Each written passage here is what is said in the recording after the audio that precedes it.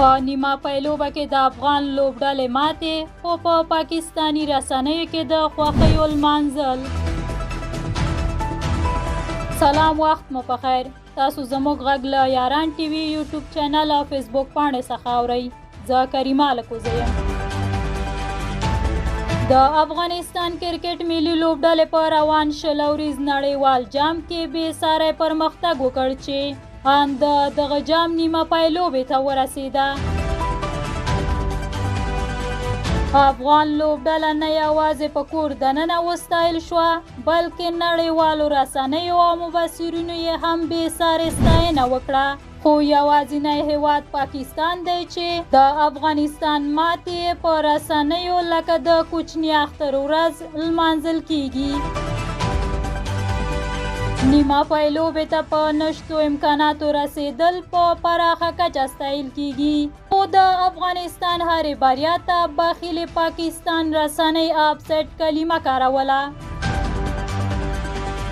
افغان لوبډله که څه هم نیمه پیلوبه کې له ماتې وروسته هم په نړیواله کچه وستایل شوه. په خاصه توګه هندي رسنۍ د افغان لوبډلې په ستاینه بوختې دي، خو پاکستاني رسنۍ د افغان لوبډلې ماتې ریشخند کړې ده. د پاکستان مشهوره جیو نیوز تلویزیون لیکلي افغانانو د کرکټ الف او ب په پاکستان کې زده کړل، خو ستاینه به یې د هند کوله. د پاکستان یو بل ARY تلویزیون لیکلي افغان لوبډلې د ایمل والي خان امیدونه په اوبو لاهو کړل چې تر پایلوبې رسیږي. د پاکستاني رسنۍ له هغه وخته منفي تبلیغات پیل کړي چې افغان لوبډلې د پرمختګ ګام پورته کړ او څو ځلې یې پاکستاني لوبډله په غټ توپیر ماته کړه. پاکستاني رسنۍ هره ورځ یو نوی تور لګوي. دوی له دې وړاندې هم ویلي وو چې افغانانو په پاکستان کې کرکټ زده کړ. پاکستاني روزونکو ورسره کار وکړ چې بالاخره افغان لوبډله دې مقام ته ورسېده.